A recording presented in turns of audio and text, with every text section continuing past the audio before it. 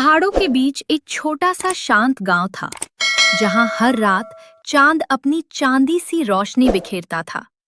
उस गांव में रहती थी एक छोटी सी लड़की, जिसका नाम था हाना।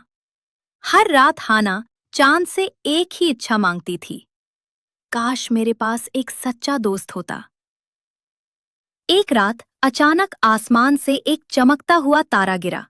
वो तारा पास के जंगल में गिरा और वहां एक अजीब सी नीली रोशनी फैल गई। हाना डरते हुए भी उस रोशनी की ओर चल पड़ी और वहां उसने देखा एक चांद जैसा चमकता हुआ सफेद लोमड़ी। दोनों की आंखें मिलीं और जैसे समय थम सा गया। लोमड़ी ने धीमी आवाज में कहा, मैं हूं चांद की आत्मा।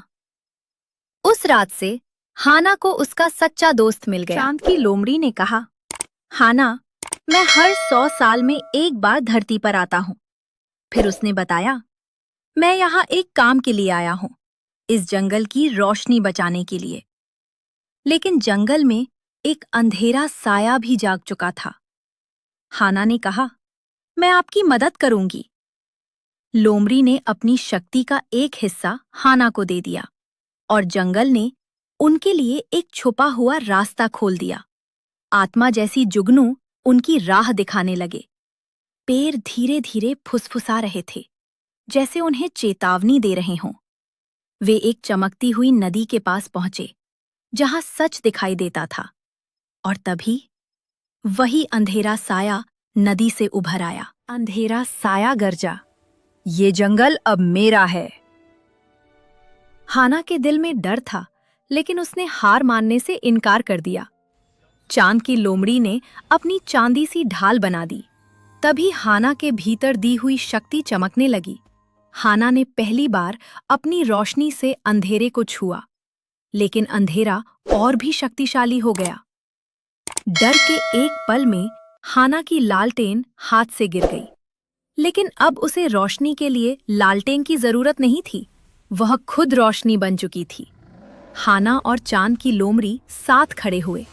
दोनों की शक्ति मिलकर अंधेरे को पीछे धकेलने लगी और अंत में अंधेरा टूटकर धुंध में बदल गया। जंगल फिर से शांत हो गया, जैसे कुछ हुआ ही न हो।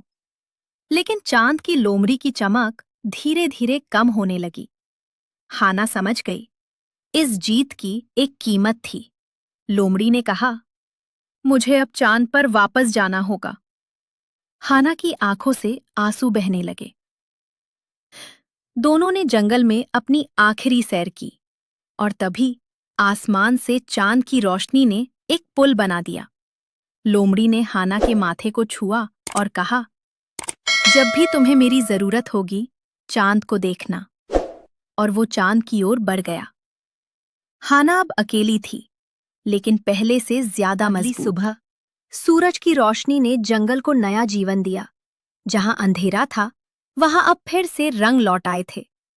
हाना अपने गांव लौट आई, लेकिन अब वो पहले जैसी नहीं थी। समय बीतता गया और हाना बड़ी होती गई। वो अब जंगल की रक्षक बन चुकी थी और वो बच्चों को चांद की लोमड़ी की कहानी सुनाती थी।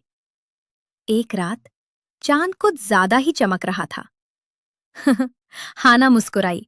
उसे एहसास हुआ कि वो अभी भी वही है।